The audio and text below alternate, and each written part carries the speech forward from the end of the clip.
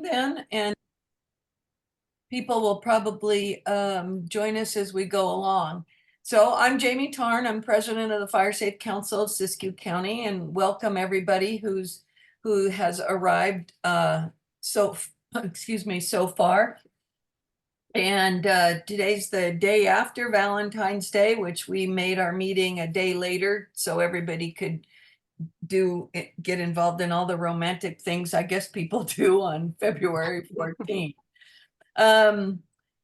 This is our monthly meeting, and just want to say welcome. And I will start out with introductions, and what I do, because we're virtual, is just call your name and then you can introduce yourselves. Don't forget to unmute yourself when I do that. So we'll start with Giselle. I'm Giselle Nova. I am the coordinator for the Fire Safe Council of Siskiyou County. And Greg. Greg Dinger, Mount Shasta West, volunteer. Thank you. And Nancy. Nancy Ogren, Siskiyou County Supervisor, District 4. Thanks. Stefano. Hi, my name is Stefano. I work for a company, tech forestry and vegetation management company. We're based here in Reading and Medford, and hopefully Siskiyou County real soon. Thank you. Welcome. Joseph. Yeah, hi, this is Joseph Hott with Black Mountain Fire Safe Council. Thanks. Jeremy. Good afternoon, everyone. Jeremy Johnson. I'm the pre-fire engineer for CAL FIRE in the Siskiyou unit. Thanks. Jennifer.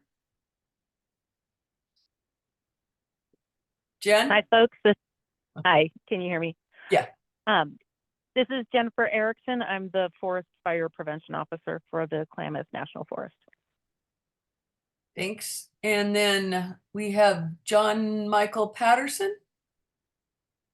Yes, my name is John Michael. I was invited by Kristen Norman because I'm with the Lions Club locally and with the Lions District Disaster Relief Team, as well as the Wairika Food Bank. I sit on the Siskiyou-Modoc County VOAD, and I'm the Vice Chair of the Emergency Food and Shelter Program Board for FEMA for Siskiyou County.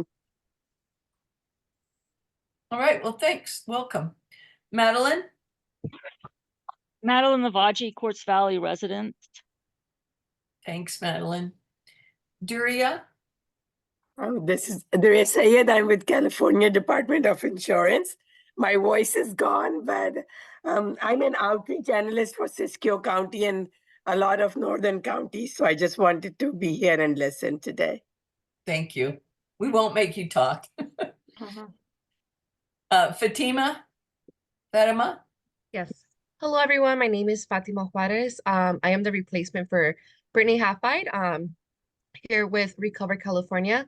I am an outreach coordinator, and we are a disaster recovery program for the wildfires that happened in 2020. And I'm also dropping in my info in the chat. Nice to meet everyone. Thank you. Thank you. Tuli. Hey y'all, I'm Tuli Fox. I'm with the California Sierra Nevada Conservancy, and I'm based in Mount Shasta. Thanks. Patty. Hey, good evening, everybody.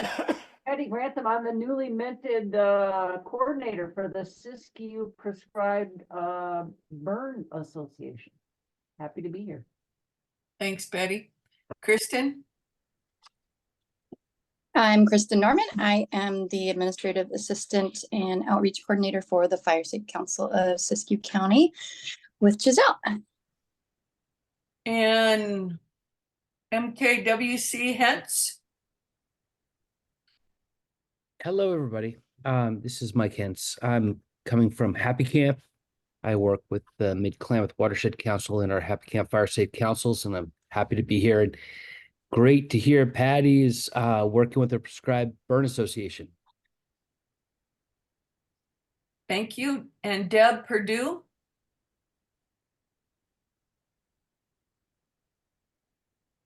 It says her microphone's not working, so I don't know. Okay. Kristen Schroeder.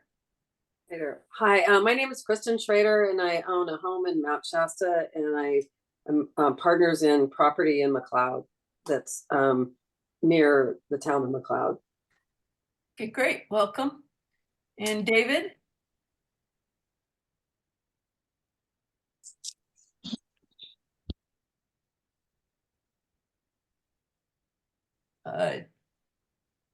David McAdams? Hi, Can folks. you- This is Dave McAdams, Executive Director, Siskiyou Media Council. This is my second meeting, so I'm glad to be here and listen in on what's all going on with the prescribed burns and all the other fun, good stuff that you folks are doing. Great. Brian?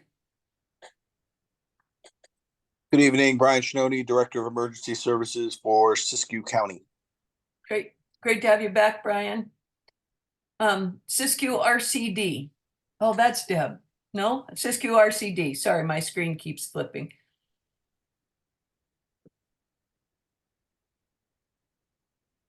All right, we'll move on to Christian. Hi, Christian Jordan, just interested member of the community. Great. Welcome. Eric?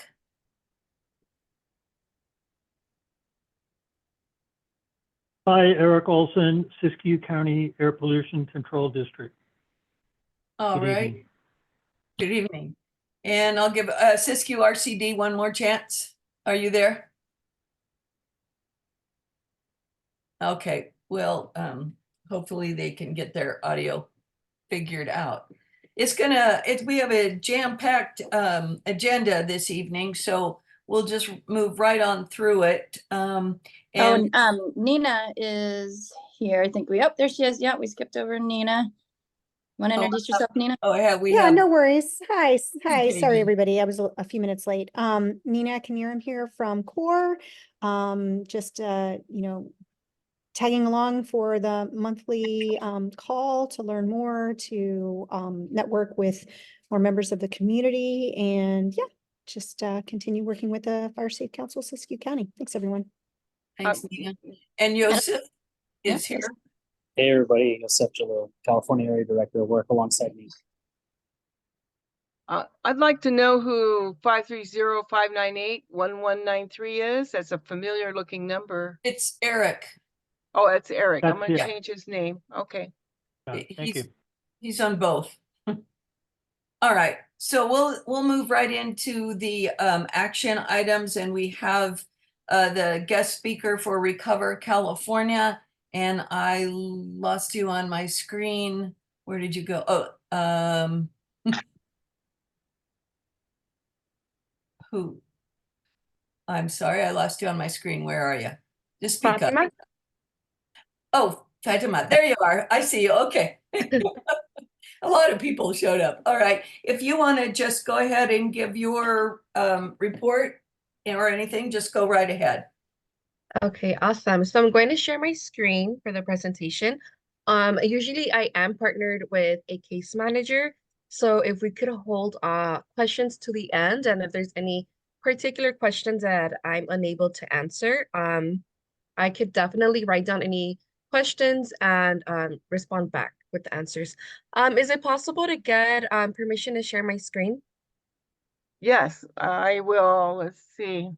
I will make you a co-host and you can do that. Thank you. There you go.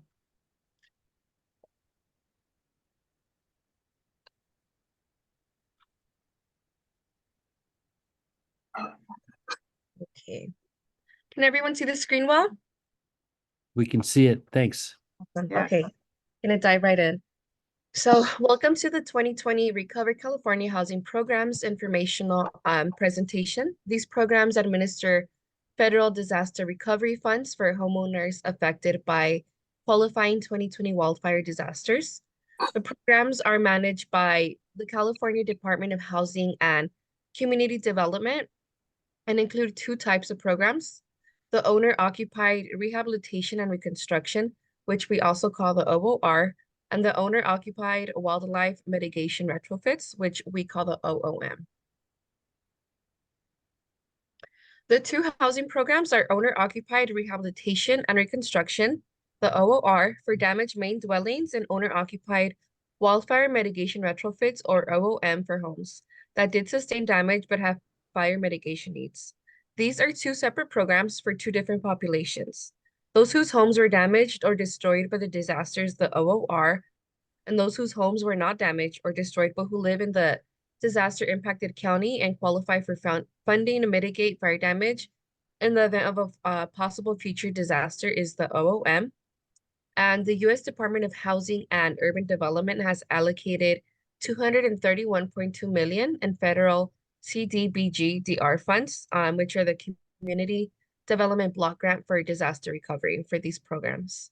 It's important to note that in both programs, the funds can only be expended within federally declared disaster areas for 2020.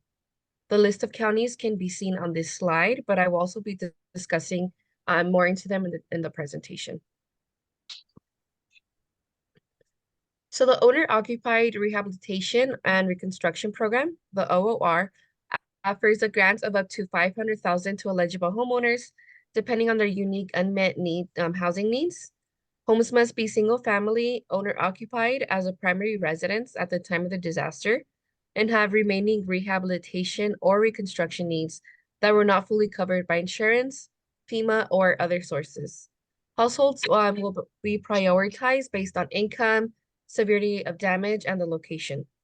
When it comes to income qualifications, an applicant may earn up to 80% of the area median income, or the AMI. Income limits are established by the federal government and broken down by county. And the best way to know if you qualify is to submit an income document during the application process, which a Recovery California case manager can also assist with. So in order to be eligible for the OOR program, applicants must have owned and occupied the home in question as their primary residence at the time of the disaster. The home must also be located in a HUD-designated eligible county and have been destroyed in a qualifying disaster. The homeowner must also be eligible for federal benefits, meaning they must be a U.S. citizen or a qualified alien. The home must be a titled single-family dwelling or manufactured housing unit on a fixed pad. In other words, multifamily properties, rental properties, vacation homes, RVs, and second homes are not eligible for the OOR. Lastly, the homeowner must be current on their property taxes as well.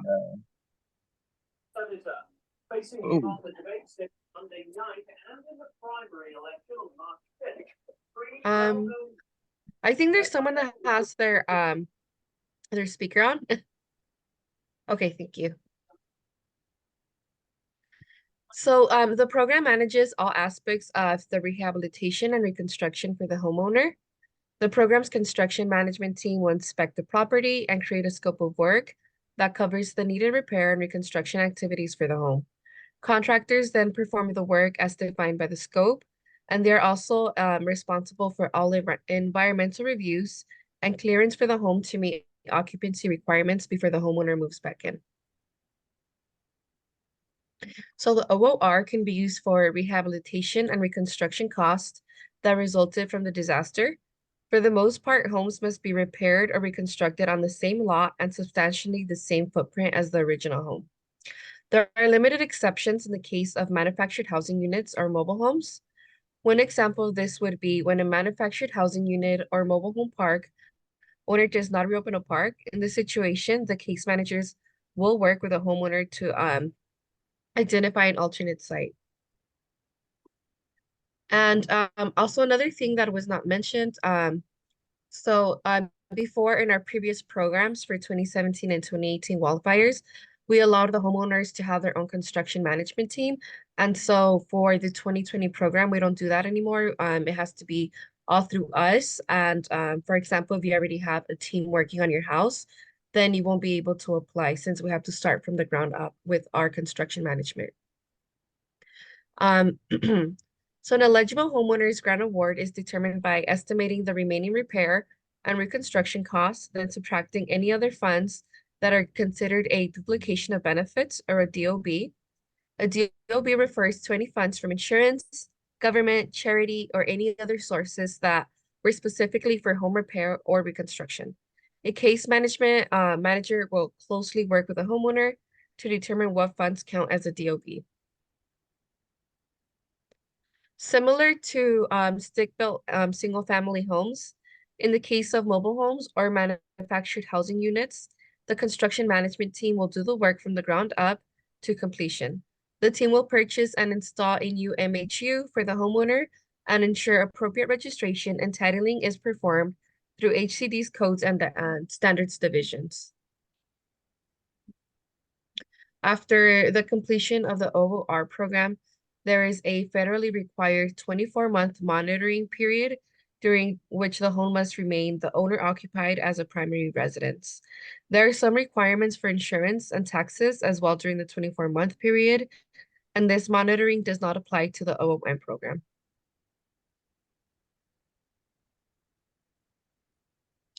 The other 2020 Recover California Housing Program is Owner-Occupied Wildfire Mitigation Retrofits, or the OOM. This program provides grants of up to $50,000 to homeowners who have disaster-related mitigation needs on their property. An important distinction for this program is that the home does not need to have sustained damage in the disaster, but must be located in an eligible county and must have home hardening or defensible space needs on the property.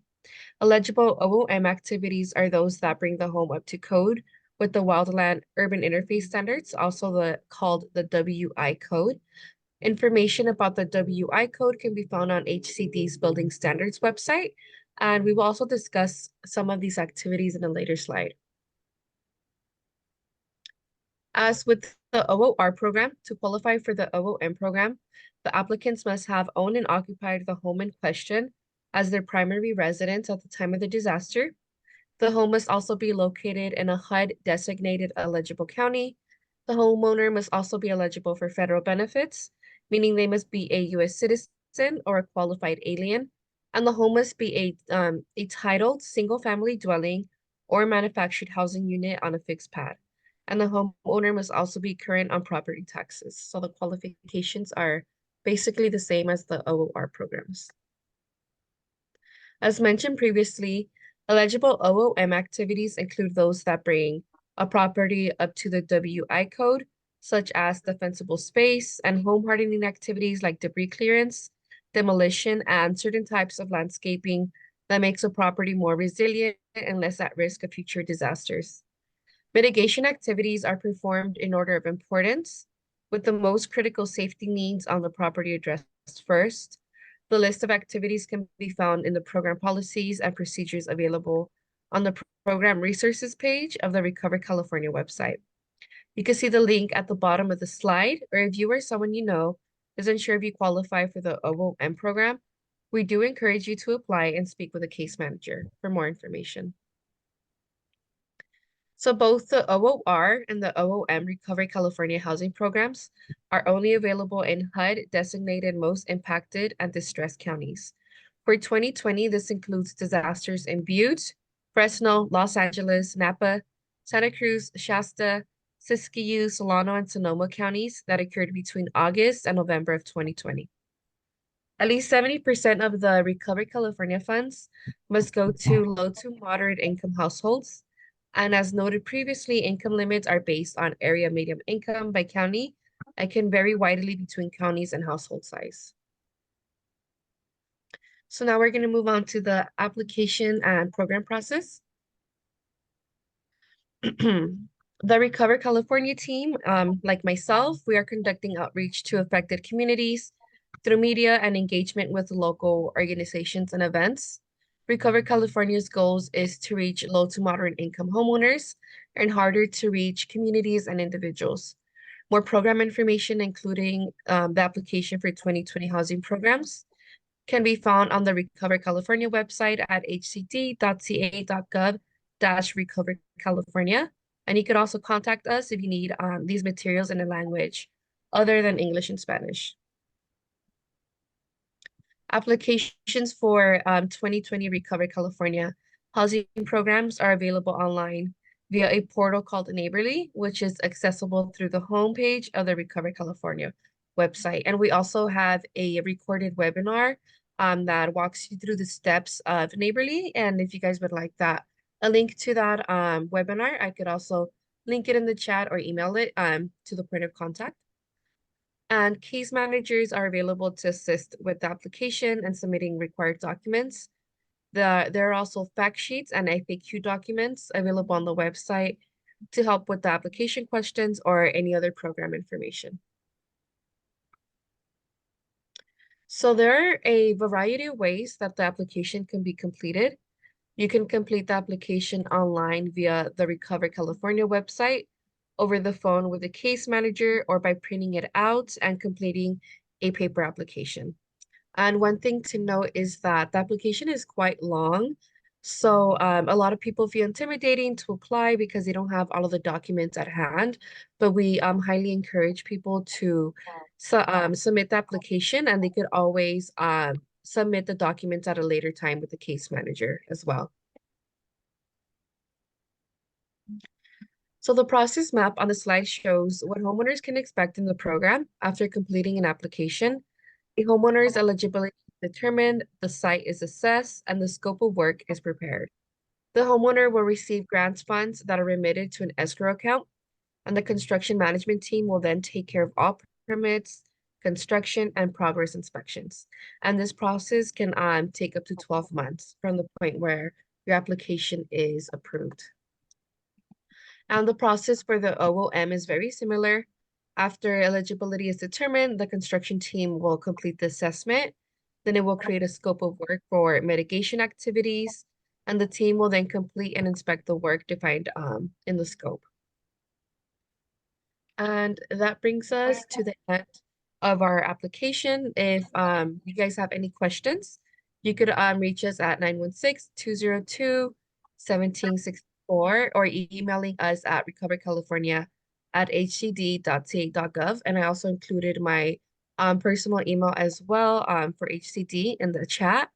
And we'd love to partner with you going forward on any application intake events or other outreach activities. And you can feel free to contact to coordinate any of these. But if you guys have any questions, I'm going to stop sharing now. I'll start it off. On step 3, you said there's an inspection of the damaged site, home, property. Who does that inspection, and what are their qualifications to determine that fire damage has occurred? So the person that does the inspection is the management team that is hired through HUD. So I'm pretty sure that the qualifications that they have is up to standard and code with HCT and HUD. But if you would want more detailed information about that, I could also write down the question and then get back to you with like specifics on qualification. That would be nice, thanks, because anytime it comes to inspections in our county, people are very wary of that and want to know who is going to be coming on their property to inspect things and what they're looking and specifically what they are looking at. Okay, give me 1 second. My pen just broke as I was writing down your question. Okay. I'm gonna write it down here on my laptop instead. Would you like to put your email down in the chat box so I could reply to you with specific information? You can just email Giselle or Kristen. Okay. With those answers. Awesome.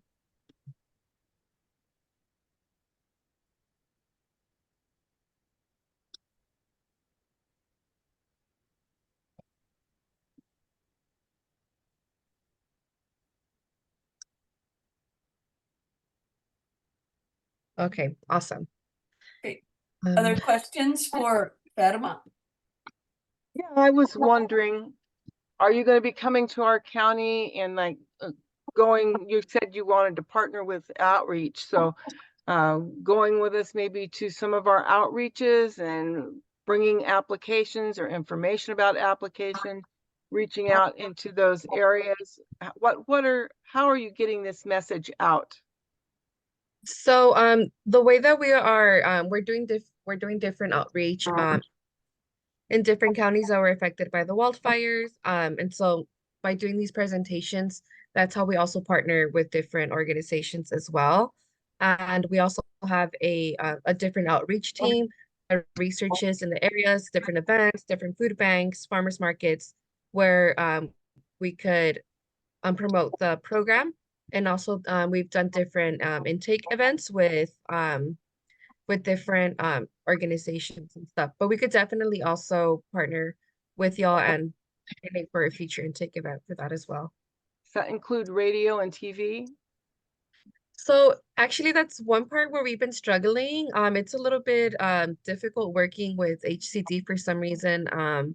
They haven't forward with that. The team that we hired for the outreach for that specifically, that's exactly what they're trying to do.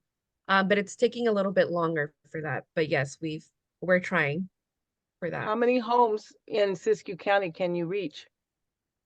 Do you How many think? homes? I don't have the specific answer for that. But I could again take note of it and bring it back with you. So usually I do have a case manager from Recover California with more specific answers for that information, but I don't have anyone here partnering with me today. So the best that I could do is write down these specifics and get back to you. Okay. Okay, how many homes? I believe Nina had her hand up. Yes. Thanks. So quick question, Fatima, and I know you covered this in the slides, but I was hoping you could reiterate. What was the time periods for coverage, disasters, or I guess emergency declarations during a certain period? What was the criteria again? The criteria to apply? For the eligibility, I thought that you had said you had to be affected within a certain period of time, either by a disaster declaration. So it had to be for the period of time of 2020, the wildfires that happened in that year, and the disaster declared counties. And 2020 only. Yes, for 2020 only, and we are coming up with 2021. We're hoping to launch by the end of the month for that one. And we recently did close our applications for 2017 and 2018.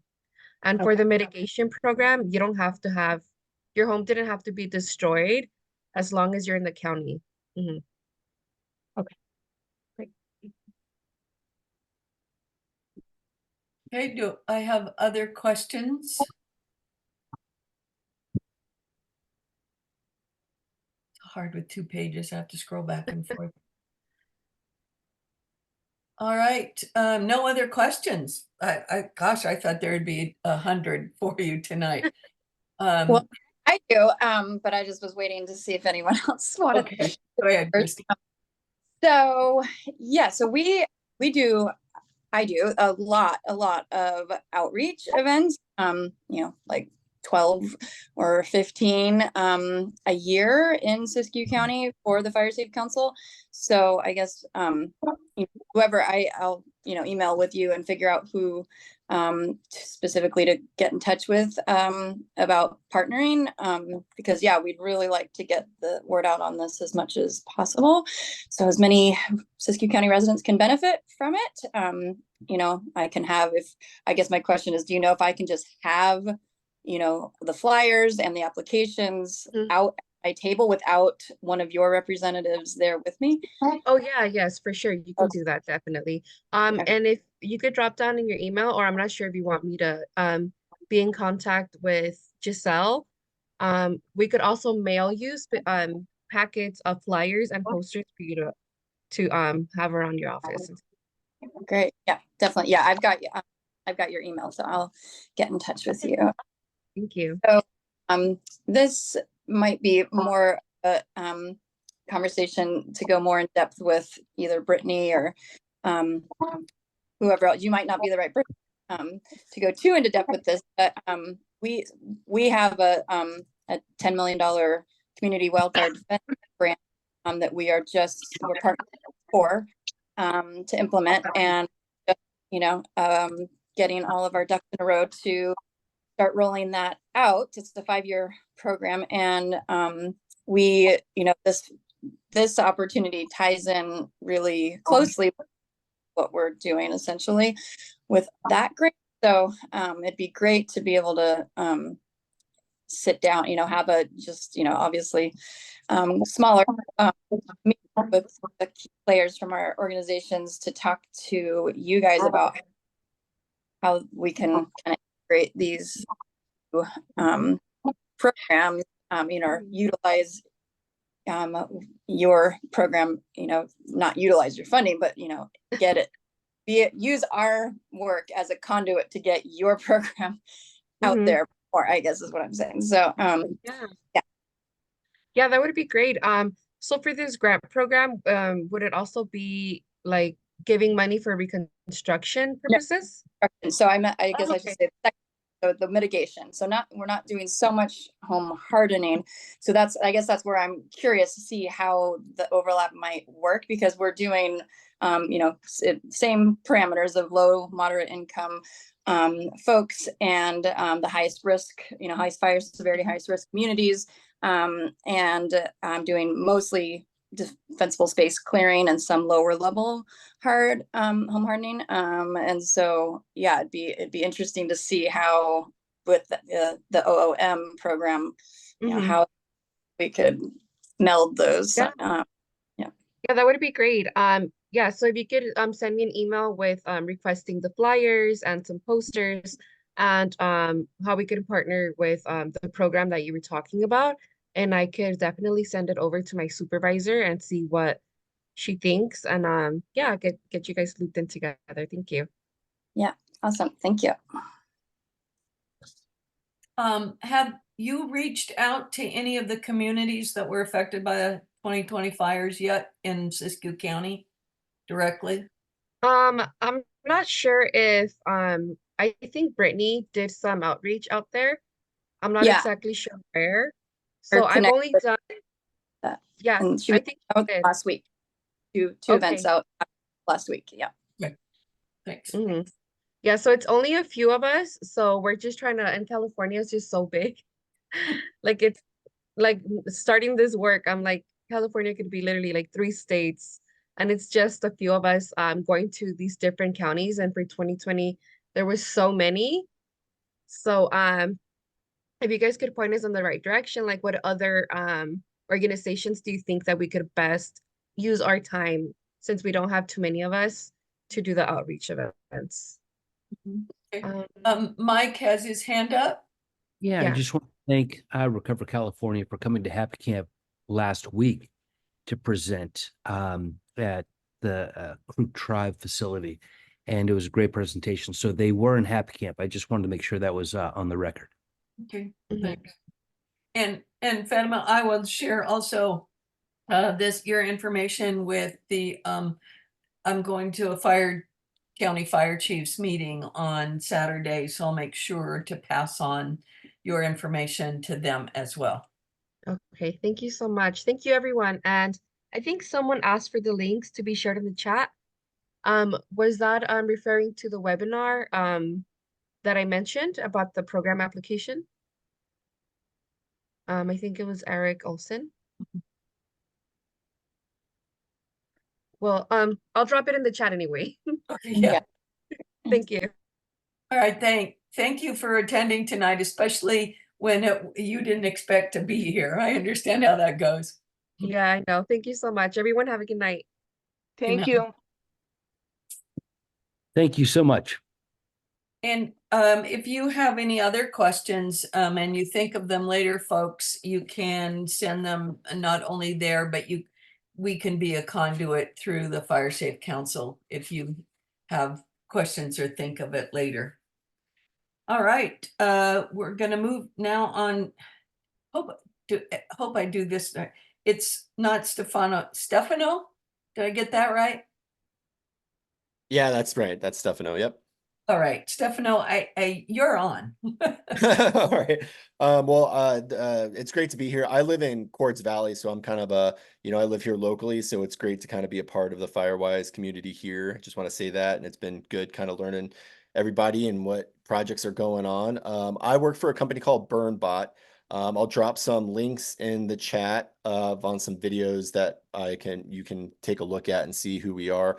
We're a vegetation management and fuel reduction company. We're also a tech company, so we develop a lot of technology that is being used right now in prescribed fire. We have something called it's called the RX1, and it's a machine that can put a black line down put out the fire behind it and filter the smoke in one shot.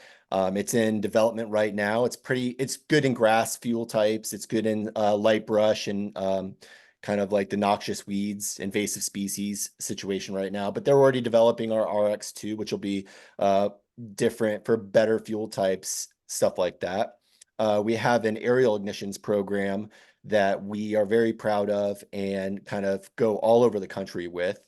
And we develop technology in that area, but that's not all. We use a lot of the technology that we're generating in fuel mitigation. We do, we operate in the WUI a lot in the wildland urban interface. We have some machines that are a lot smaller masticators. It's about 75 horsepower. They're great for people's homes or properties, the low ground pressure. They're not your traditional kind of large machine that you can, that you expect when you hear the word masticator. We operate in the WUI perfectly. So we do a lot of the hard home hardening that Fatima was mentioning. We do defensible space stuff really well, ingress, egress, brushing of roads. We also have a forestry unit where those big machines come into play, and we do a lot of fuel breaks and the shaded fuel breaks and kind of the fuel reduction with the U.S. Forest Service, Cal Fire, Caltrans as well. Right now, we have a base in Reading and in Medford, and we have teams, remote mastication teams, that are kind of working now to do the fuel reductions. And we also work with insurance companies as well. We are in the beginning stages of talking with them about how the mitigation can help the insurance problem that California currently has right now, and see if there's a solution to that. And this is our solution. We're kind of a precision, the right treatment in the right place at the right time. Force multiplication. Our guys can get and girls can get, our operators can get really good production with these machines, up to 3 to 5 acres, sometimes more depending on the fuel type a day, versus having a 20-person hand crew doing lop and scatter kind of mitigation. We're pretty scalable. So we have resources from Southern California all the way up to Roseburg. We have machines just kind of doing jobs and that are kind of available at any time, which is kind of nice. We work with a lot of the local contractors if there's something that they want us to pick up. A lot of our machines also do really well on steep slopes, so up to 60 degrees. We can masticate and do kind of the defensible space even in the steep country.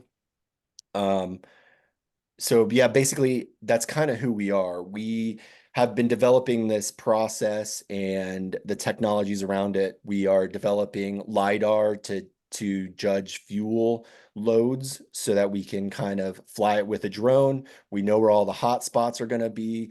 We help map out this thing, and we can, kind of bid it at something that it makes sense. It's not just a guess anymore. We can develop this program to tell us, where the hard spots are going to be and where we will be able to, move fast and be kind of efficient. Yeah, I mean, does anybody have any questions so far? It's kind of a lot, but we kind of operate, we're a forestry company and we operate on all levels. We do from 1 acre homes to, we have a project going that's 10,000 acres in Placerville and Moke River area as well. We do, G to Z projects for the U.S. Forest Service right now, but I'm, heading the WUI type work now, where I'm getting involved with a lot of these, small projects that people would like to get done with their private property as well. Julie Titus has a question. Sure. Julie? Yeah, sorry. Okay. This sounds really great. And I just have a couple questions for you. So sure. are you yourself sort of the lead of the group, or are you also an operator? Or and because where I'm going is, how long have you guys been in the business? And then just curious what experience level, that you have with, especially with the prescribed fire. I think you Sure. mentioned that too, correct? Yeah. So our Yeah. company is built, yeah. So our company has been built. It was a technology first company, right? But to develop the RX program, the burn bot is what we call it, right? And Mhm. so that was the beginning, and that was about 5 years ago. But what we've been doing since we've started that is we've acquired a lot of the guys. We're all ex-hot shots or wildland firefighters, or we've kind of been in this kind of wheelhouse for a long time, and we see this as the future of firefighting, right? It's harder to put out a fire once it's already started versus trying to mitigate the problems that that we can, and that's where the scalability comes in. And so we do hire our experience as well. We have executive foresters on our crew that come, and if there's a job that is technical, we have a forester come out with us and take a look at everything and make sure the prescription fits, what the landowner or the authority who has jurisdiction is looking for. We do our own quality control so that by the time somebody comes out and takes a look at it, it's what they are expecting. So yeah, we are a young company, but we do make sure that the experience part is covered. We have licensed timber fallers, and everything is been thought of. So Okay, real good. And on as far as your qualifications for the fire aspects of it, do you get your quals through CAL FIRE, or I mean through that process or the Fed process? I'm just curious which Yes. process. I was 27 years Forest Service and Yeah. fire and fuels. Yes. So this, you're right down same boat. Right, Started in right. started in engines, hot shots, and all that. Yeah. So I'm just curious, because of what you said is great, because experience is so important. I mean, Yes. a lot of people are just jumping into this that don't Yeah. have the background. Correct. So that's Yeah. good to hear. Yeah. So yeah, who's we training who? we contract a lot of our burn bosses through, Mhm. different like with CAL FIRE, so Okay. if we have something going, we have our burn boss that we have close to us, and so that will work with us. Or a lot of our quals do come from government agencies because we hire or contract with them. Okay, good. Good. We're also working on putting together our own training, and going through that as well. So we are trying to keep our own quals going as well. Okay. Yeah. Thanks. You were asked if you could put your contact information in the chat, please. Sure. Definitely. Do I have any other questions for Stefano? Quiet group tonight, guys. This is unusual. Stefano, great presentation. Thank you. Well put, man. And we do contracting work out of Happy Camp, and we'll see what tools we can use in the future. But I appreciate your time. Thanks. And like I said, I can send you if you guys, I'll put my contact info in here, and I can email you a better kind of round of who we are, the equipment that we use, where we're coming from as a company. So I'm here in Siskiyou County. Like I said, I live out in Quartz Valley. For us, we want something like us. We want to be able to help, get the fuels and fuels basically under control, the mitigation kind of back under control. So we're trying to get a local, presence. We're going to hire locally. We have, a Siskiyou County, just like we did with Medford and Reading. So the guys are coming local, a healthy forest, healthy community, and we just want to be a part of it. And we will be contracting out with our CWDG grant over the next couple of years too. So it's always good to have local folks, people who understand our local area and who hire locally too. We also, somebody mentioned, was asking about our qualifications. We do have an FPA certified wildfire mitigation specialist certifications. So we are able to come into somebody's property, the inspector essentially, right? We are able to come into the property. We understand what the codes are looking for, when we can help mitigate any of those, issues that they may have on their private property. Okay, thank you. Brian has a question for you. Yes. Yes, hi, Brian Shinoni, Director of OES here for the county. So actually, this is more of a statement, but I was able to watch BurnBot last year, their demonstrations at the Wildfire Technology Conference, and outstanding product. I've been pushing this to all the different groups since we saw it. So yeah, highly recommend getting on board with that. It really is where technology is going, and it's one of those things that Siskiyou County, for me, technology is an amazing tool, and if we're not using it, we're going to get left behind. So I highly recommend these guys, and you have our full endorsement from Siskiyou OES. So thank you for presenting tonight. Thank you. I appreciate it. Well, if there's no other questions or comments. I have a little question ahead. about when you say you've got the NFPA wildfire mitigation specialists that go do the evaluations on the properties. Do you, I'm guessing probably not, it's fairly new, but we're in the process, Jamie's getting that contract ironed out with Fireside, the software platform that is for exactly that purpose of doing the property and home inspections. Yeah. I'm sorry, what was the question? If Oh, we're do you on there with utilize Fireside?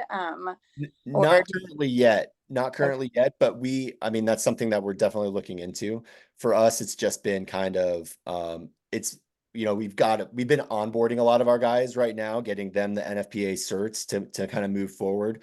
But Fireside has not kind of entered the picture yet, but I'm guaranteeing it probably will. Yeah, it definitely, I mean, we've been pretty floored at how high level it is. Yeah. We can get in touch with Eric. He has a difficult last name to pronounce, but I'm familiar with that. yeah, he's with the Truckee Fire. They have a kind of a different label on their fire department. It's not a fire department, but anyway, he's the poster child of Fireside that's been utilizing it on the highest level on the largest scale. And it's a really incredible tool. It just seems like would be indispensable for your company. So something, we're going to be using it for the CWDG grant. So nice. Yeah, and be happy to work with you if after we get it going and you can see what it does and what reports it can handle and how it works. We're happy to, share with you what we're using it and how we'll be using it. Great. I also wanted to mention before we're done, BurnBot, we would like to get, if there's any prescribed burn association, we would love to be a part of that to see if there's anything we can do to kind of help promote a good fire, and any of the projects. If you have any wildfire kind of fairs going on, wildfire preparedness fairs. I know there's one in Applegate, March 9th, that talks about, wildfire preparedness. We would love to be a part of that as well as a presenter or just being, what are they called? Just a part of the program. Sorry. Sure. Patty Grantham, who is now taking charge of the Prescribed Burn Association, she is the person who asked for your contact information. Oh, great. So there you go. that would be the best person for you to be in contact with. And she's just giving you a thumbs up there. So really? Okay. There you go. All right. Thank you for your time. It was great. I love these meetings. This is my second one, and I'm going to keep coming for sure. So it's good. Great. Well, you're always welcome. Thank you. And you're welcome, not just with Burn, but as a Quartz Valley resident and I appreciate information. Yeah. Thank you. Yeah, you're welcome. All right, let's move on. On our agenda is Clint Isbell with the Klamath River Basin strategy landscape update, but I do not see Clint here this evening. That's unfortunate. I was hoping to hear where they were at in their program. So we'll just, Jen can probably give you an update. Can you, Jen? I don't know if she's in Tucson. Is she working on it? Yeah, no, but she gets updates. No, she doesn't hear me. Okay, go ahead. All right, we can come back at her during her time then. The Community Wildfire Defense Grant update. It's moving along. It's a slow process, and I wish I had more information for everybody to say we're out there on the streets already doing the work, but it is moving forward. We're working with CORE, who Nina's here tonight with CORE, and they're going to be part of it as a sub-awardee. And Kristen kind of already stole my thunder on the fire side, but she said it. We have gone ahead and agreed that we purchasing the fireside program, and it's all about defensible space and home hardening analysis. And CORE will be the group going out and implementing fireside on the ground.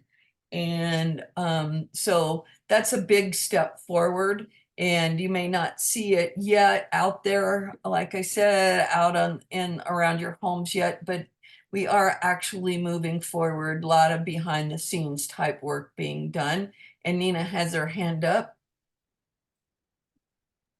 Yeah, sorry, Jimmy, didn't want to interrupt there, but I did just want to, with this forum, at least mention that we are actively looking for to fill two positions. One is a program manager position, managing the project, the CWDG project over 5 years, and the other is a program coordinator position. We have done a good job of blanketing all of the, the different schools and universities and trade schools, economic development councils, things like that. But in the network that you all have here through the council, also having others, on the phone with us today, like Stefano, and I sent you a actual separate message and sent you a message via email too. We are looking for people who come from the community and come from, the area and the county, whether they have experience, being doing firefighting, wildland firefighting, or, have an interest in it. There's two levels that we're looking for. One's more of a coordinator, kind of administrative type role, and the other is more of a on the ground running the program. So we are looking for someone with a little bit more experience there. But I do have the job descriptions and the links posted on our website. So I can, Matt, if you wouldn't mind posting the two links for the two different positions in the chat. And if you all could take a look at that and just think about your networks, think about your, brothers, cousins, sisters, sons, whoever, might be interested in, this is a fantastic opportunity, a fantastic job working in the community. It is remote and, a hybrid job. So it's remote and field work. You don't have to go into an office every day. With great benefits. CORE is an amazing 501c3 nonprofit, global and international based as well as domestic. And so, we definitely retain high quality individuals and are looking to do the same with this type of position. So if any of you all have, ideas, people who are interested, you can have them reach out directly to me, or they can apply via the link. Matt, I don't know if you were able to grab that or not. If not, I'll get it up there right after I get off there he goes. It's up there. So one's the program manager, and then he's going to put the link up for the program coordinator, so you can read the description and pass it on yourselves. But yeah, if anybody has any questions about anything at all, please, you can have them contact me directly. I'll put my contact information in the chat as well. And yeah, we're still actively looking for those folks. Great. Yeah, that just goes to show that there are things happening with the CWDG grant. It's just not it's all behind the scenes mostly at this point, but you'll be seeing more and more as the year goes on. I think Jen Erickson might be live now. Are you, Jen? Can you guys hear me? Yes. Yes. Awesome. Okay. I can give an update on the Klamath River Basin wildfire crisis strategy if you like. Yes, please. Okay. And Clint had he's got some scheduling conflicts with this meeting, so but he did give me an update to share. So the first thing is that in the next 3 weeks that the team is planning on releasing a 5-episode video series about the wildfire crisis strategy, and they've been working on that for the last few months. I'm pretty excited to see it come out. In total, it'll be about 45 minutes to an hour to watch all 5 episodes. So we are waiting with bated breath for that to come out. And I know that there's a lot of local folks that they have interviewed and talked to about, the need for treatment on the ground and what the wildfire crisis strategy is about. So looking forward to that. The Klamath River Basin landscape received about $37 million recently for basin-wide vegetation management projects. So, a reminder that the basin isn't just the Klamath National Forest, although all of the Klamath National Forest is within it, and Siskiyou County.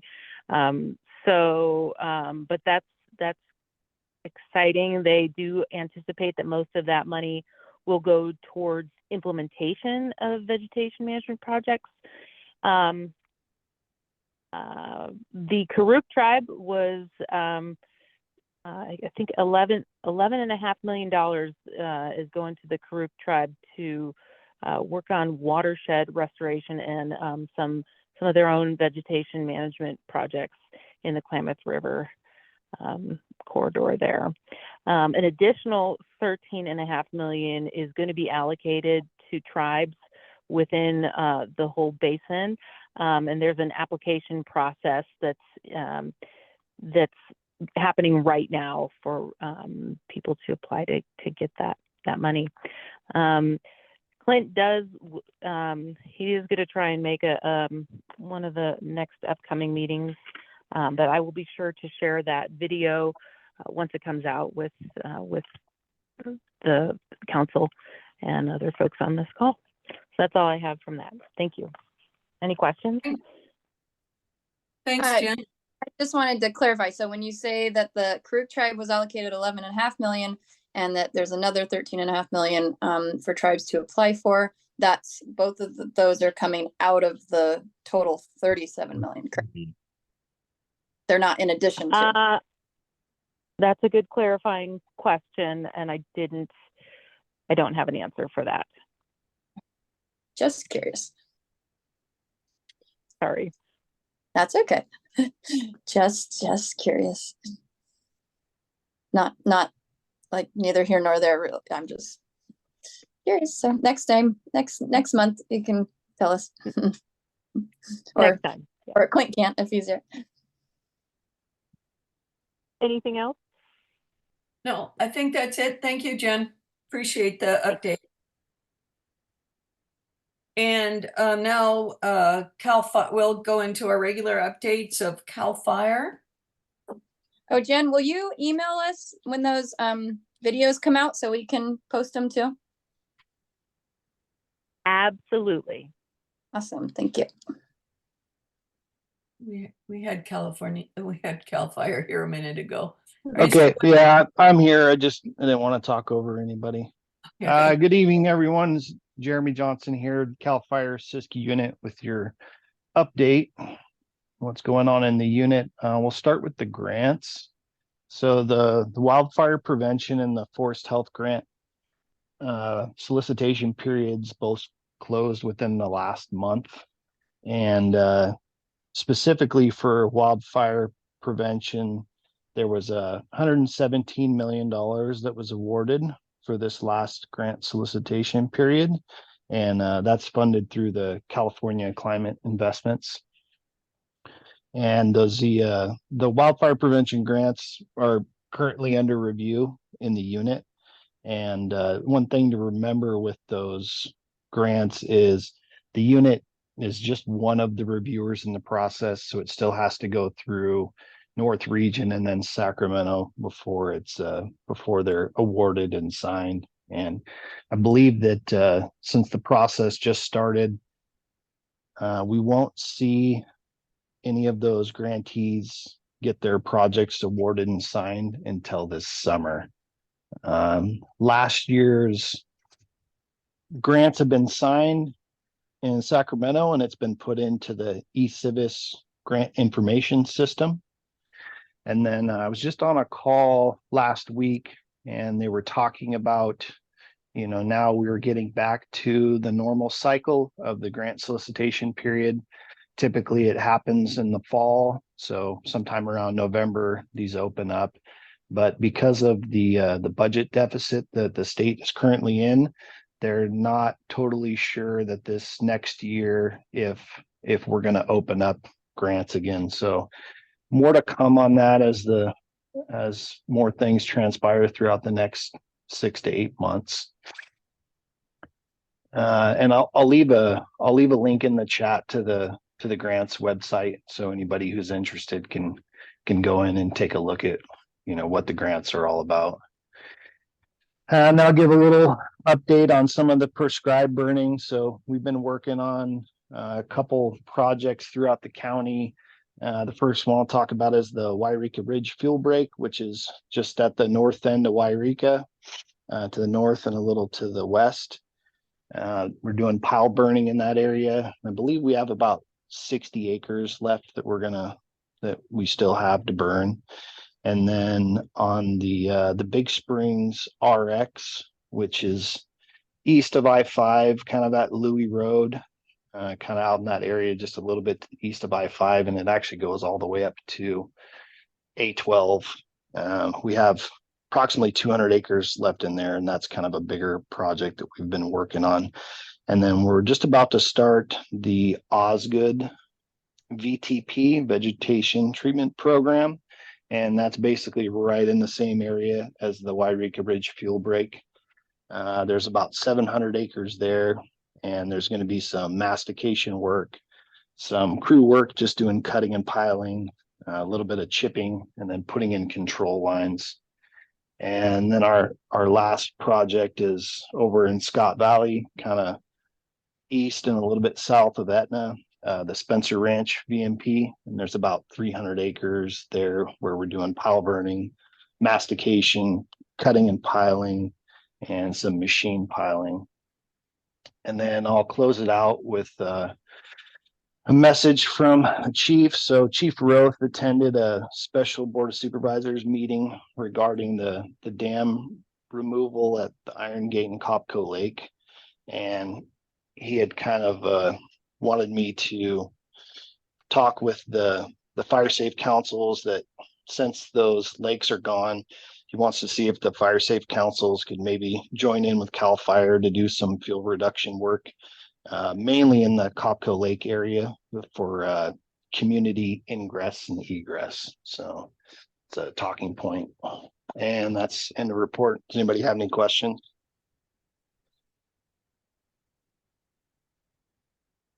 I don't see any questions for you, Jeremy.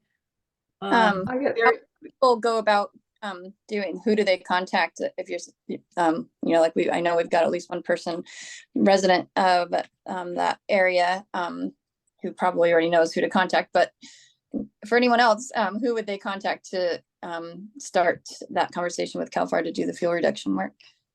Yeah, so you could reach out to myself, and I can leave my my business phone number in the chat, and yeah, I can kind of coordinate getting some of the work done in between us and the Fire Safe Council. Great, thanks. Julie had your hand up. Yeah, real quick question, Jeremy. The 117 million was for the forestry related. What, I forget what is the quantity for the fire prevention grants? Yeah, that 117 million is for the wildfire prevention grants. It is. Okay. And that's okay. and that's throughout the whole state though. So it's not Right. Yes. Yes. not just Okay. Siskiyou County, Thanks. unfortunately. All right, Giselle, you had a question for Jeremy? I did some comments. Linda Oliver is the Fire Safe Council, Copco Lake Fire Safe Council leader out there. They've been inactive, but we can reach out to them.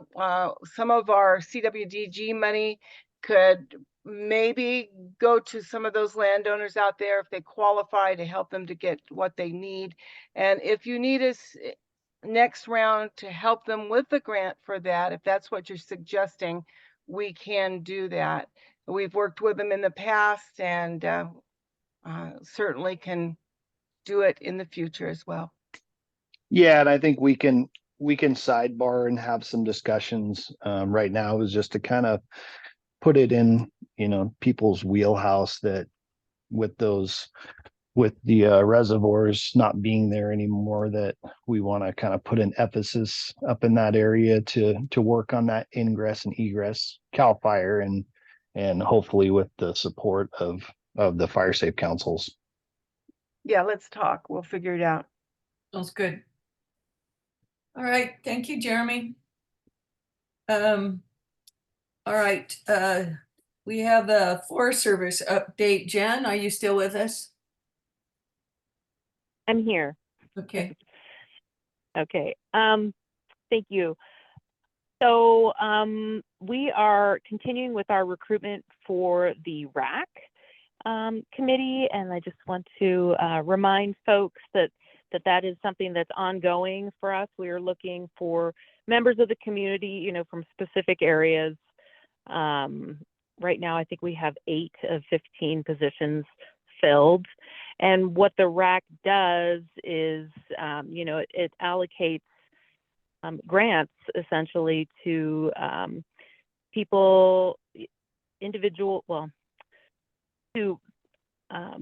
adjacent to national forest lands, to actually and on forest lands, and that money can be used for a whole bunch of different projects, but including fuels reduction and road improvement. So it's a great opportunity to get some more projects going on the landscape, but we need that committee in place in order to hand out those funds. So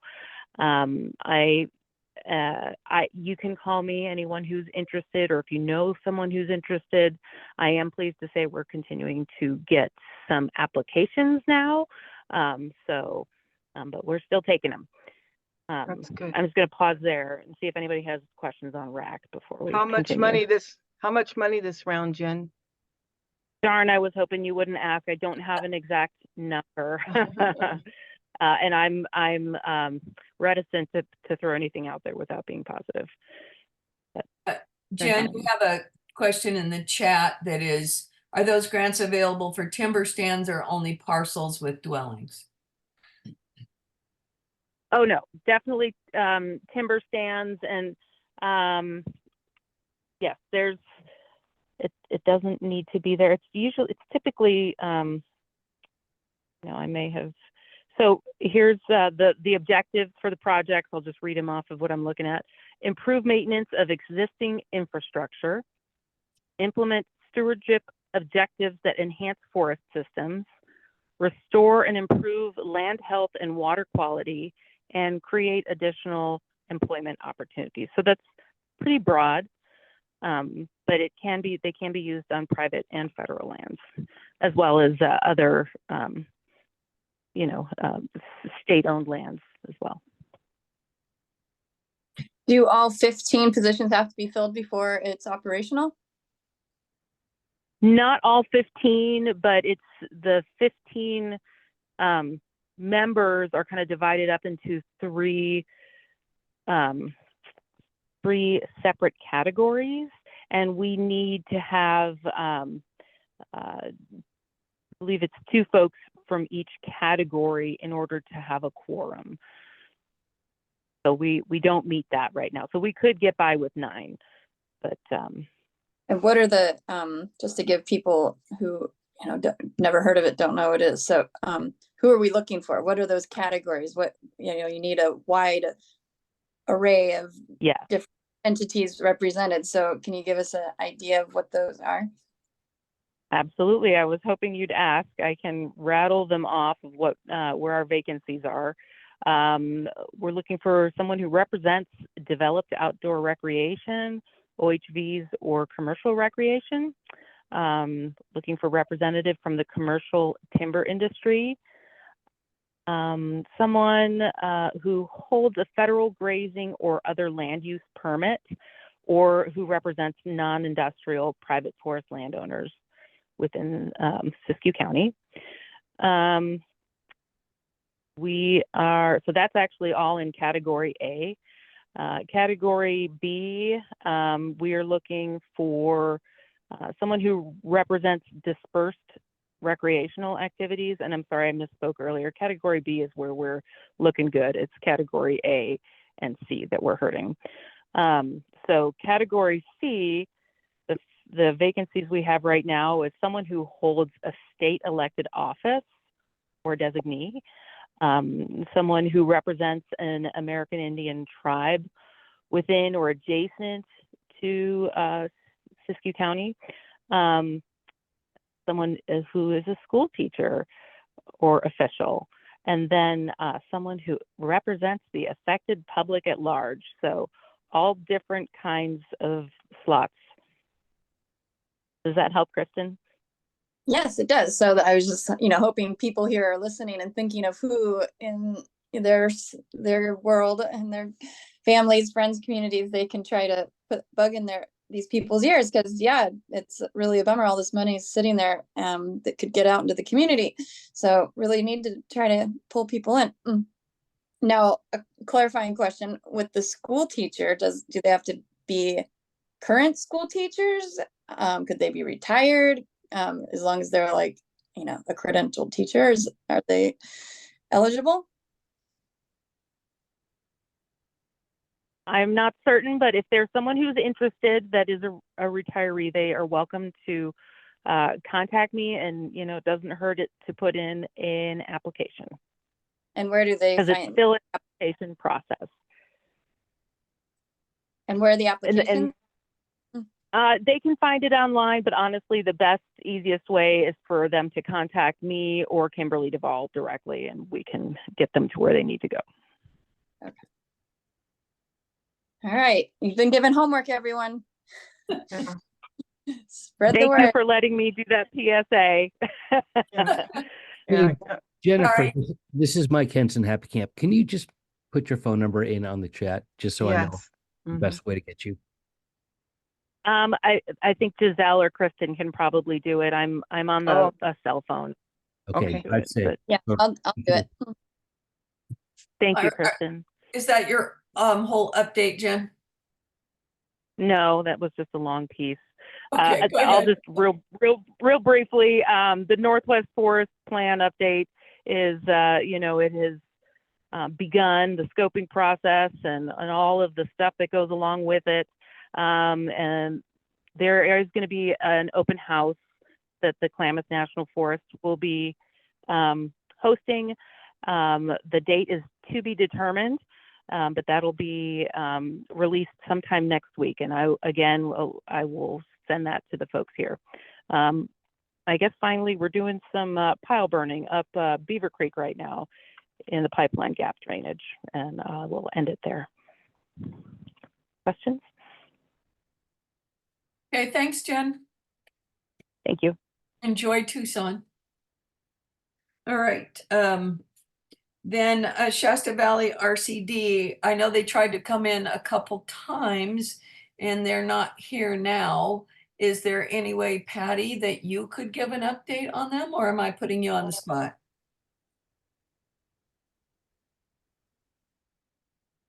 So yeah, I absolutely not. I'm not qualified to do that. I've been in this position for about a month. All I can say is those people are wicked busy. They got things going on everywhere. Okay. Very, very impressive crew. All right. And we'll move on then. Thanks, Patty.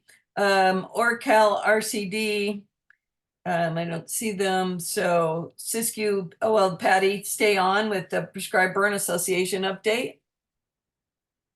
Well, I don't know if I have really an update. Like I said, I've been on for about, I came on in January, immediately got COVID. So that was like, kind of not the greatest thing in the world, but, so it's been kind of a slow start. But, I'm looking forward to, attending these meetings and working with the Fire Safe Council in terms of, identifying our, potential, projects to help landowners, burn on their property and, to make a difference in terms of the resilience and safety of their property and our communities. And so, I'm just a little sponge right now, but thanks. And I look forward to working together.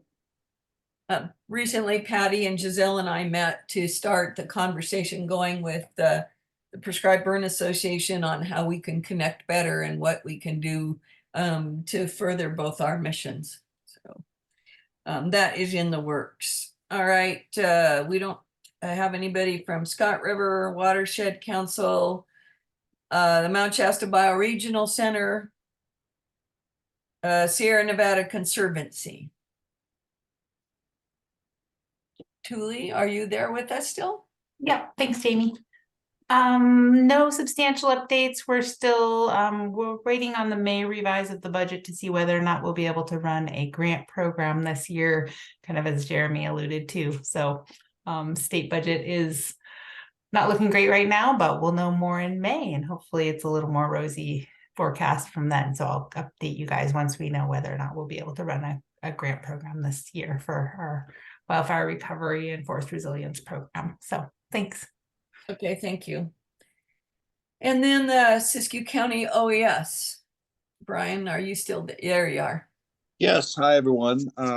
So yeah, there's some good stuff. We've been busy trying to wrap up with recovery.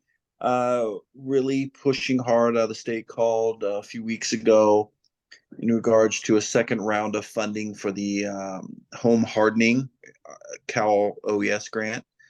So we are applying for that, and we're going to lump it in with the FEMA Hazard Mitigation Grant 4446 for a little additional funding for some home hardening as well. We're basically pushing everything right now, and been on a bunch of calls this week to tighten that up and hopefully secure some more money. Siskiyou County, as we all know, is always considered that highly vulnerable area, so high risk. So it's theirs if we want it, and we've been pushing hard to try to get it. So anything that we can do to add on to what all these great groups are doing, it's just that much better. So yeah, that seems to be our biggest thing right now, is just getting ready. The other one you'll be seeing shortly is we'll be moving away from Code Red in March and moving to Rave. That will be going out shortly, and we'll see really good positive effects with that. A lot of the dispatchers are already moved over, and we're tightening all that up, and just such a better program. We're excited to use it, and we're excited to roll it out. So yeah, those are our biggest updates, and we'll have a lot more information on our alert and warning rollout in the March meeting. So. Brian, did you say it's Rave or Wave? Rave, RAVE. Yeah, it's a state state issued. I was actually just on a call prior to this one with the state, really finalizing what can and can't be done through state and local jurisdiction. So really making sure like the standardized emergency management language is in there, that the state can't just take over our alert and warnings. So that's been a big bite of the apple for me, is really making sure that when we roll this out, that we have control over it, and that it is still ours, and that our information is safe, and that we can push that through not only ourselves but through public health and we're not going to get like weird alerts from the state. So that's been a big push for us, along with a lot of the other counties throughout California. So yeah, so that is pending any question, that is my update. Brian, I have a question on Yes. the fuels mitigation, or excuse me, the home hardening and grants you're going for. When you start getting further on in those, we want to make sure we work with you so we're not overlapping areas, and we can, with our grants, we can cover the county fuller and more efficiently and better. 100%. So my goal is not to make it any more difficult than it needs to be. We are working a lot with the Shasta Valley Resource Conservancy, our RCD. There we go. Working with those guys. We're pushing hard to get that in today, and then to make sure it overlaps well with what you're doing, with what they're doing, with all of our groups, to really ensure that we're getting the most bang for our buck. That's our goal, is really countywide. So the last one was kind of a last minute deal that we did. It was like a very short turnaround. We didn't have the bandwidth. I think we were right in the middle of fire season for the Mount Shasta, the West Mount Shasta Forest project there. And that was going well. And this round was very much a whole county approach. I didn't want to just have it limited to one segment. So I think working with the team, working with you, love to sit down in a offline capacity and really define what needs to happen with that, so we can steer that in the right direction for everybody. So It sounds really good. Thank you. Of course. Julie had a question for you. Yeah, real quick, just Brian, then are you going to be then at the March meeting? Because for the rollout, you said you're going to. Oh yeah. Are you scheduled? Yeah. Okay, good. If not, I should be scheduled. So yeah. So Okay, March good. I'll be around. We'll have a lot more. This very just kind of open discussion, but we'll have more. We'll have links. We'll have everything. And most everything we were. I may have said this. We did have a very candid discussion with Code Red, Sheriff and I, about giving up our information and getting our information from them. It was proprietary in their eyes, and it's not. It's your information. It's our information that we need for public safety. And I think there may have been some strongly worded letters and threats of other things, but yeah, so we did end up getting all the information. So we got all of our information from Code Red, and we've already inserted it into Rave, and it was a nice seamless transition. So, and you'll start to see more of this, and we're going to start pushing out. I know my guys have been working their butts off to make it work and make it seamless, but you'll start to see it in March. In the next few weeks, you'll start to see all of that stuff rolling through either social media. I've got a couple of interviews coming up with the news. So is it also going to be tied in with the zone, the what do you call it, Zone Haven type Yes, stuff that you've absolutely. already. So it Okay, seamlessly okay. ties in much better, and it Great. also seamlessly ties into iPods, which was good. integrated alert and warning. So that's the one thing that we really thought was for us. We've always pushed an iPause in an order, and Code Red was a whole separate deal. You had to basically pull out, go back in, and do a whole different route, where this is basically a one touch button, and it's a much better program, very updated. Okay, great. Yeah, because there's a couple other speakers scheduled for March, so hopefully these guys can work it, because it sounds like yours maybe is probably one of the more important ones. So Well, we can I don't always want to do bump anybody. April. Yeah, we can always do it in April. We're still well within before fire season starts. So. Right. And our goal is a rollout in March, and then May we'll see. We have another couple really exciting things we'll roll out in May during Wildfire Preparedness Month. But prior to that, I'll leave a little bit of suspense on that one. And then, but yes, March 1 will be our rollout, because April Code Red goes away. So we don't pay for Code Red anymore after April. So we want to make sure that March is good to go. So maybe you and I or whoever will have to sit down and make an action plan for outreach, because, you know, with the Zone Haven, you know, that we were kind of the front face in the community trying to get the word out with getting everyone signed up for that.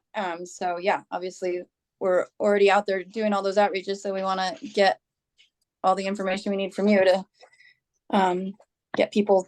So I guess that's my question. So if they were already signed up for Code Red, which almost everyone is it they're automatically going to be linked in and signed up without having to do anything to Rave? Right. Or So that everyone's already in Rave. We're going to get one more data dump this next right before. And then what we're also going to do is we're going to use Code Red to push out an alert to sign up for Rave as well. So it's actually, what's nice about Rave is you can actually send a text back to Rave and it will automatically sign you up. Cool. So it's so no one has to do anything if they were already signed up for Code Red. Right. Okay, that's good. I was like, oh man. Nope. This Total is one of the separate. easier things. The other thing I like about it too, and I don't want to take up too much time, but Rave is also, you can go in there and create your own profile and give us as much or as little information as you want. You can talk about dogs. You can say, I have 3 dogs and 5 cats, and I have a gate that doesn't unlock in the back. And then during an event, if we send out an alert, you can actually text us back and let us know that you're not okay and that you need additional help. And it will send an alert to the sheriff's department and to our 911 dispatchers to basically go send additional help. So That's incredible. Oh, yeah, it's amazing. It's an unbelievable program. So yeah. Now are other counties doing this too, or is it a slow rollout like Zone Haven with like piecemeal, one county here, one so county? the state bought it. So the state uses it now. And basically the entire state uses it. There are a few holdouts who are like, we're not going to use it.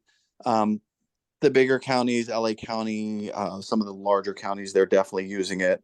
And then we were one of the first to adopt. And then, so we actually used it last year. We just didn't use it 100% to its capacity. So, and so, yeah, like I said, we're excited about it. It is one of the things that we really like about them is they listen to our inputs. We are a rural county, and even though we have 44,000 plus people versus LA County, we can call them and say, hey, can you do this, this, and this? And they're like, yes, our engineers will work on it right now. Okay, it's done. Thanks. So very cool. So we like that part of it. Now, I think David McAdams is still on here. I don't know if you have connected with him, but Yes, we have. Great. I was going to say, we need to have a media push this spring and summer with all of our entities and David and all of our mascots, Ready Raccoon and Captain Cal and Smokey Bear. I did hear Jen Erickson was going to dress up as Smokey the Bear. I didn't. I mean, maybe. So. Oh, we're not supposed to. No, there's no talk of anyone dressing up. It is Smokey Bear. Thank you, Chris. Excellent. Thank you. We appreciate it. Jen had to train me because I said similar things before.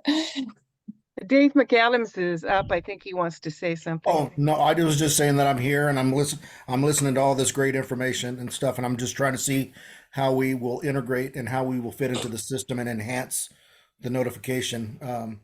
We are in the like I said, we're in the upgrade phase, and I just met with Sage from the PIO from the county or from the city, and so we're working with her as well. So yeah, it's moving slow. We have some infrastructure issues with Vive, and once we get those fixed up, then we'll have a much better, cleaner signal. Excellent. Yeah, we appreciate it. We'll be in touch soon. Great. Thank you, Brian. Appreciate it. Thank you. I got one quick question. I didn't have time to put my hands up. I got a quick question for Brian and also a concern on this new program that we're getting away from Zone Haven and Code Red. About a month ago, prior to out here, I live out here in KRCE area, and 90% of our homeowners and association out here have been getting letters in the mail about AT&T landline owners are basically losing our customer services with AT&T, which 90% of us out here, when we get fire situations or power outages, that we lose our Wi-Fi services and AT&T services to get all these code reds and this new Raven program. So my question is to you, Brian, and concerns. Have we looked into all of this and how that we can help everybody out here? I've been working a lot out here to help my community as much as I can with all this dam removal. And this is one of the biggest concerns I've been working with the past 3 weeks. Absolutely. Out here, Yes, losing our 100% on board with this. I actually have a meeting with the CPUC in regards to this. So the AT&T, for those of you that don't know, they are gonna basically get rid of all their copper lines and move to fiber optics. They're considered a carrier of last resort, so you'll see that it's a COLR, COLR. And one of the things that is concerning it to me with that is that there's no electricity through those lines. So by pushing a evacuation through, so most of us know this, but your power goes out and you still have a phone line, a landline. That won't be available anymore. So you'll actually have to purchase a battery backup, and that to me is just not acceptable. It's not acceptable to the board. The board of supervisors. 90% of our homeowners out here in the elderly, and they're on fixed incomes, and 100%. it's a big concern with keeping people online and helping people out. 100%. So we're on board with that same idea. Board of Supervisors will be pushing up a letter of opposition to that as an emergency manager stance from that. We're also pushing letters of opposition as well as Humboldt and some of the others. I know the Dunsmuir area is very affected by that. Basically, all the way up I-5 is affected.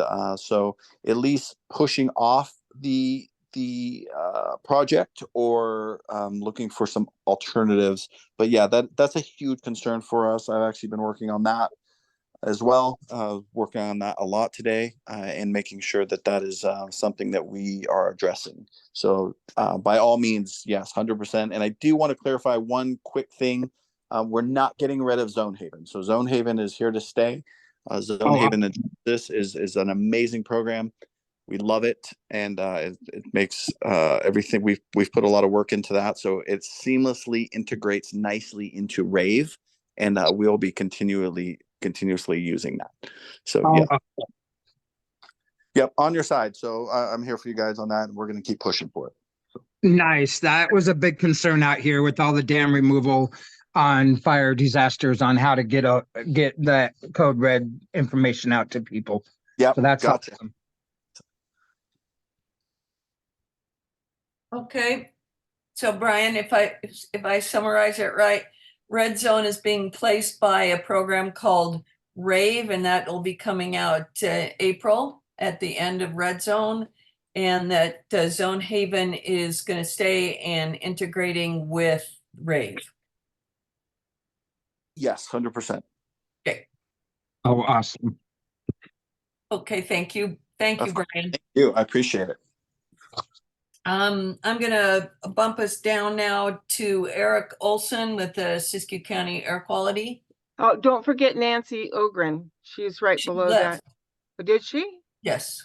Oh, Nancy, okay. Nancy I'm signed sorry. off. Yeah, that's Sorry why about that. I'm just jumping down. So Eric, are you still with us here? Can you hear me?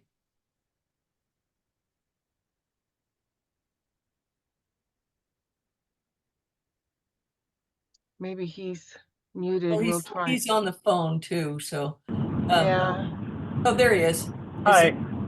Hi, Eric. Hi, this is Eric. I'm on the road. I don't know how well you can hear me.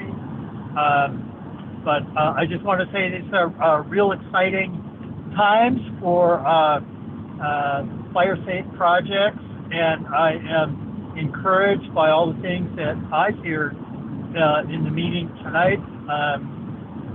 moving forward. And I think it's a really good group. Aside from that, I don't have anything to add.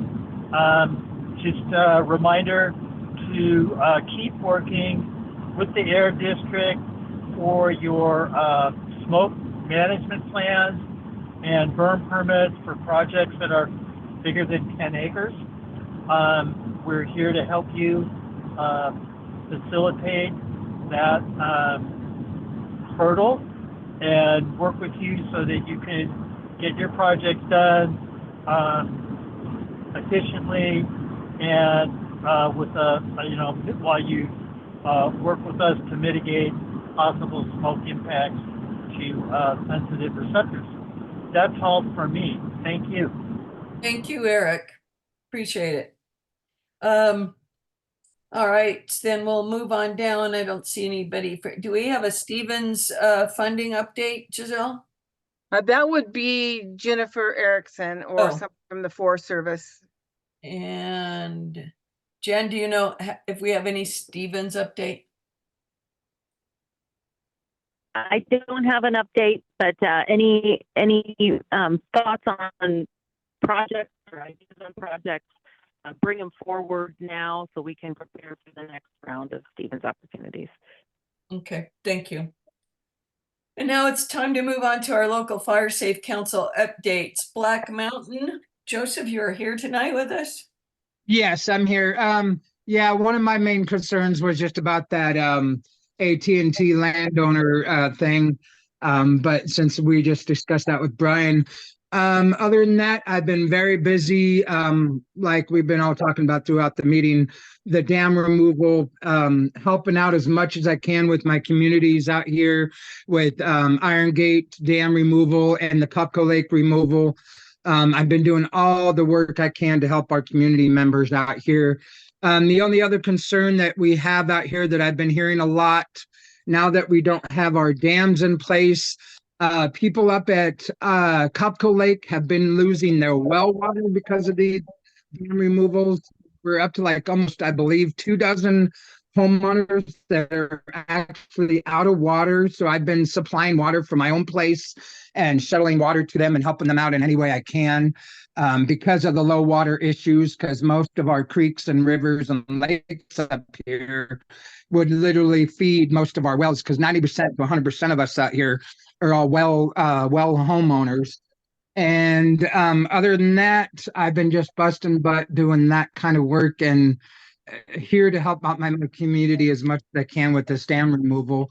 And the other concern, our KRCE board out here in the Klamath River has been trying to find ways. I've been keeping real close on Facebook media on concerns through our community with losing our dams and our low level rivers for fire, future fire potential of not having the water that we used to. Our CAL FIRE and Forest Service helicopters and aircraft to dip from. I know that we can bring in tanks and fill them and all that kind of jazz and bring in water tenders.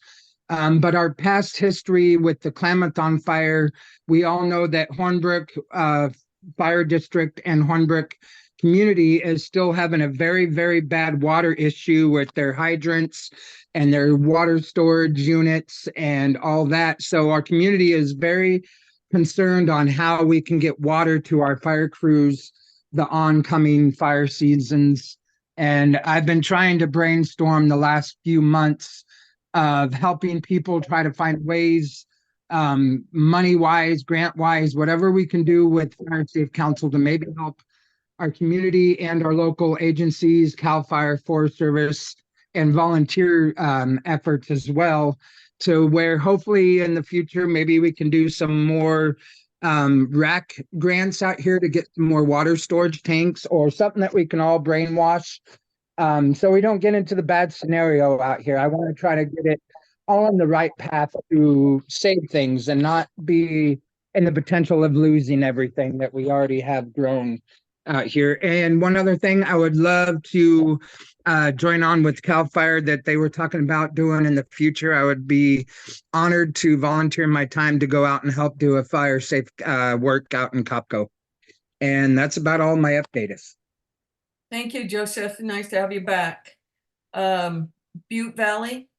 Butte Valley has a grant for fuel reduction for ingress and egress through the Forest Service. It's a Stevens grant, and we're working with Vestra to get landowners signed up, and people out there are excited and calling, and they want to get that work done. And this is almost in the footprint of the antelope fire, so you can understand their concern. Okay. Copco Lake? Linda Oliver. She's currently on sabbatical. I don't know if she's going to come back or not. She runs the Fire Safe Council out there, so she might be interested. I might reach out to her, tell her what's going on. Yeah. And that they have some maybe funding to help them. Go ahead. Okay, Dunsmuir, Linda's not on.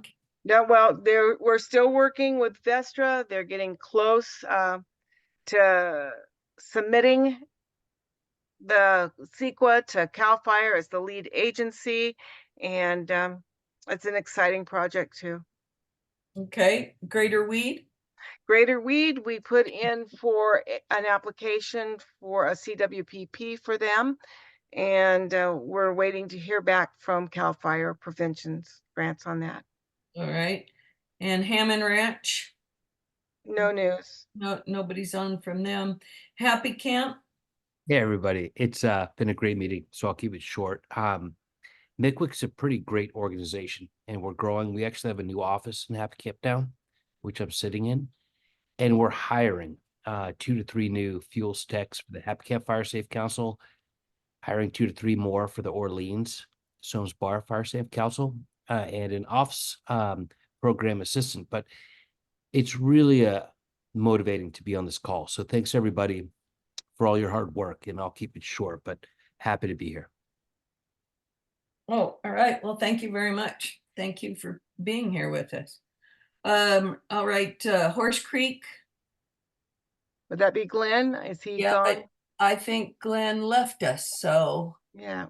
All right, that's unfortunate. Juniper Flat. She sent in, she couldn't be here, but she sent in her, just give me a minute here.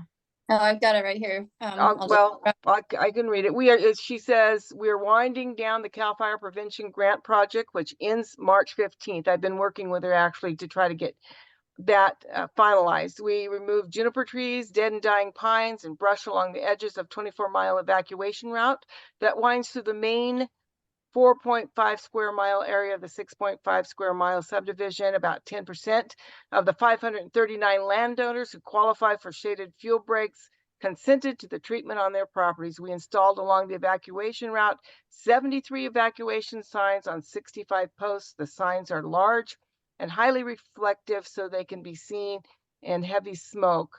The secondary signs pointed to an alternate route in case the primary evacuation route was blocked by fire, vehicles, collisions, or fallen trees. We share educational information with the community at meetings, events, on bulletin boards, and through the articles submitted to the association's newsletter. I submitted another proposal for the upcoming cycle. That plan, if approved, will allow us to continue the work throughout the entire subdivision. We're planning evacuation routes for the remaining 2 square mile sections. We need funding. We need something. Fund stop, remove fuels along the 40 miles of untreated roads and install evacuation signs throughout. And I think that's just most of it right there. She says, thank you for your dedication and your help. And thanks, CAL FIRE. I am adding that for all of their help out there.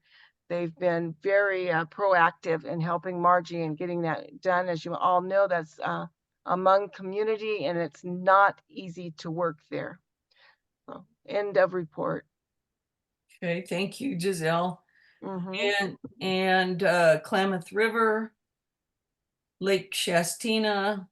Lake Shastina, we'll be having a Fire Safe Council meeting on Tuesday there. They've got a couple things going. We've got a chipper project, and we're rolling that out in Lake Shastina, as well as our VTP, Vegetation Treatment Plan, and the RCD is going to be our lead agency on that. So we'll be working with the RCD and to get at least our plan in place. And then we'll be also doing some on the ground work, about 180 acres of ingress and egress once we get the VTP in place.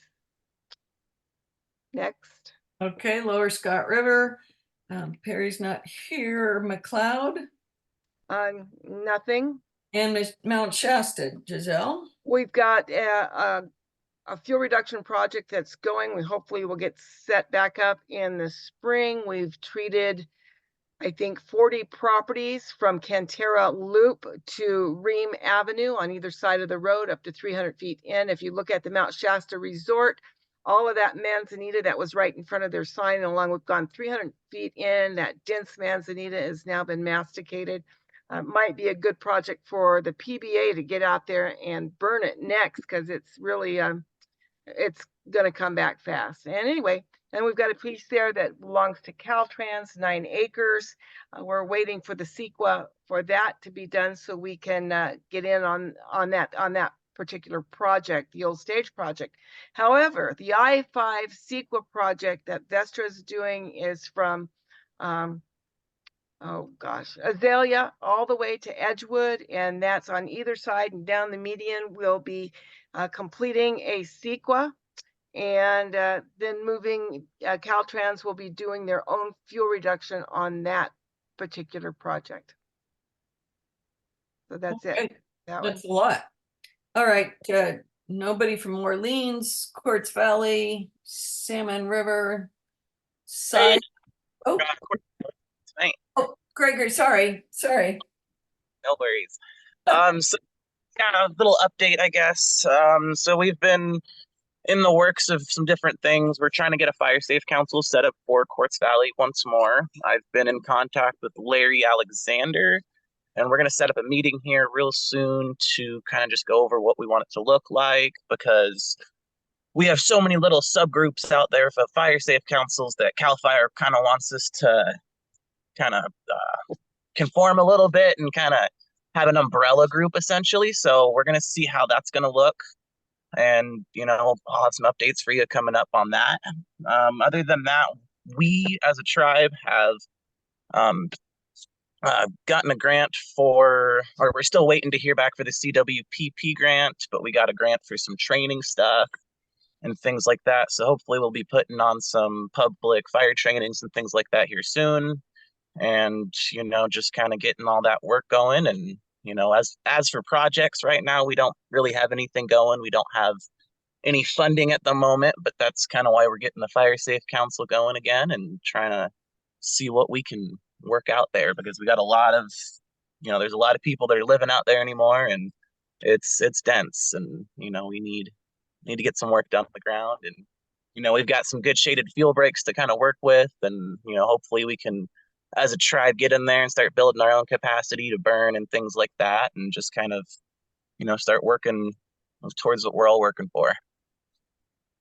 Okay, great. And, you know, we're available as the Fire Safe Council of Siskiyou County to help as fiscal sponsor, and you're doing an umbrella type organization.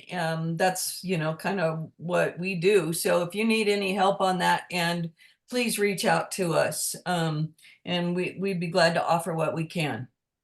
Yeah, most definitely. I think right now they're sponsored under the Northern California Resource Center, I believe. It's Larry's nonprofit out there. And, you know, it's just been real. He's got, I think, 4 or 5 different fire safe councils that he tries to head up out there. And he's, you know, off and about doing all kinds of different stuff. So he needs some much needed help in there. And I'm not sure, but I think the lower Scott Bar fire safe councils also not having meetings, or they're not really active right now. So we're hoping to maybe start getting something going down there as well. So, you know, just getting a little bit of outreach going and see what we can get good. Yeah, see what we can figure out. Okay, Slow. great. Thank you. Salmon River, Syad Valley, Wairika. And did I miss anybody else? All right, our next meeting then. I'm waiting for hands to go up because I usually walk over somebody at this point. But our next meeting is scheduled for March 13th. We'll be back on Wednesdays. And I want to thank everybody who stuck with us tonight. We usually try to have a little bit shorter meetings than this, but it was pretty full. So thank you. Yes, And thank you, everyone. and if you have any other Thanks. questions or stuff, put it in the chat and we will get everything off the chat. Otherwise, good night, everybody. Good night, Jamie. Thank Thank you so you. much for your leadership. Thank you, Kristen, Thanks, for you guys. the input and your note taking. Thank you, everyone who showed up. Appreciate everyone. Thank you, everyone. Have a Great meeting, Giselle. Wonderful job conducting this. Well, thank you, Michael. It was team effort. I did not that much. Heck yeah. Good night, everybody. Go home, unless you're already home. Thank you, Giselle. It was a great meeting. Thank you for having me. Thank you. Well, thank you, Duria. Did you have anything you needed No. or wanted? No? Okay. No, I just wanted to get in touch with everything going on in Siskiyou. And Oh. I think moving forward, I will come and do a presentation, but I know March is packed. Maybe after that, I'll come and do the updates and stuff. So Yeah, we'd like an update on what's going on. I heard a rumor that Firewise communities may not be enough to get an insurance discount anymore, that the insurance Department of Insurance is going to have their own criteria. Is that true? I haven't heard that, but yes, I will look into that for sure and let you know. Okay. Well, I hope, Okay. yeah. Yeah. Okay, take care. Thank you. Okay, bye-bye. Bye-bye. I was very sorry when I saw that Glenn had logged off because I was going to bring him in and introduce him at the end instead of interrupting in the middle, and also so he could hear all the other Fire Safe Council's updates and stuff. So that's Right. Well, he looked, I could see, and he looked interested. His face looked interested. Yeah, he was listening. So yeah. All right, everybody, have a good evening. I'm gonna